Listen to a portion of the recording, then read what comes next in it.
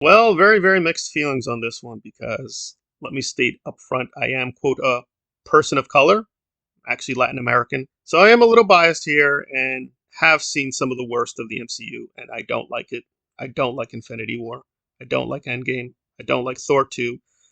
They can put out some meaningless garbage. They can just put out stuff that is sort of midway, like Black Widow, which is kind of fun but empty and silly. And then they put out really great stuff like Iron Man and Captain America: First Avenger and Phase One. Where is Wakanda Forever? I would put this slightly below Multiverse of Madness, which I do think is legitimately a great film, but with flaws. And it is below Iron Man, the first one.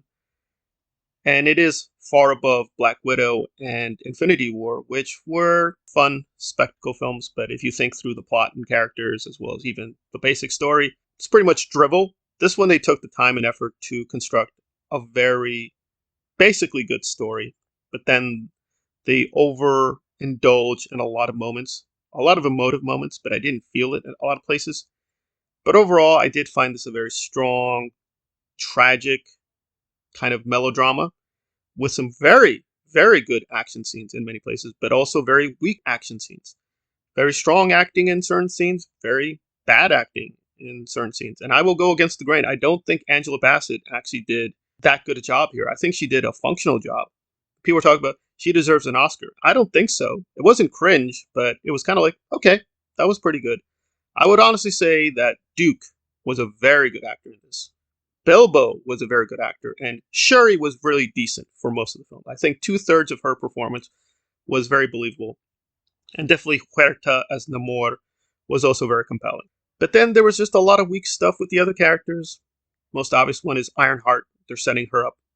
She really has an oversized role, and I don't hate the actress, but I did find her annoying after a while.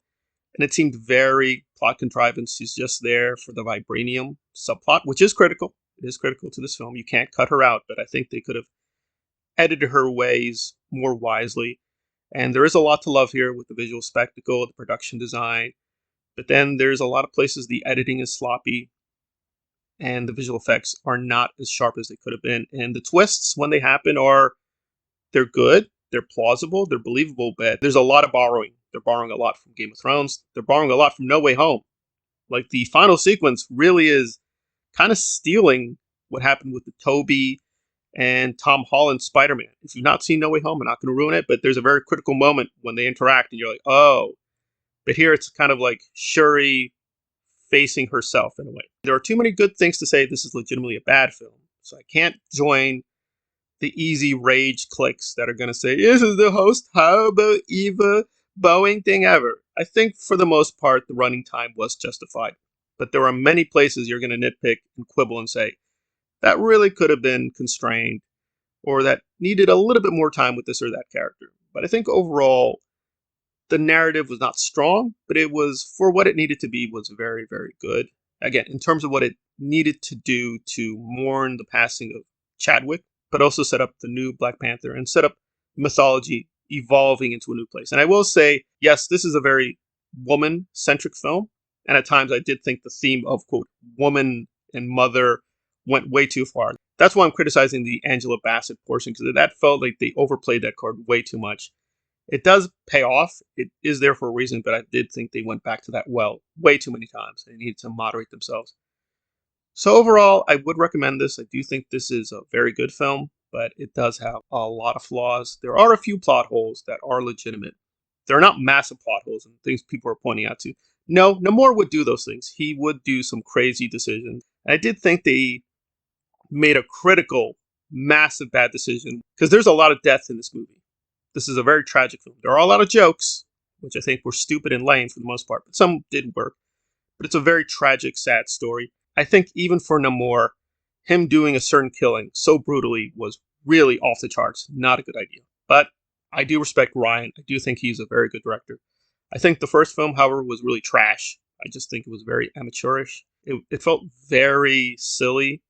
It was even downright racist and fascist. I just did not like the first one. I just thought it was really silly garbage, and people just liked it for really superficial, weak reasons. But this one, I felt he's really improved. He's definitely grown as a filmmaker. He will make some really great films up ahead. This is not one of them.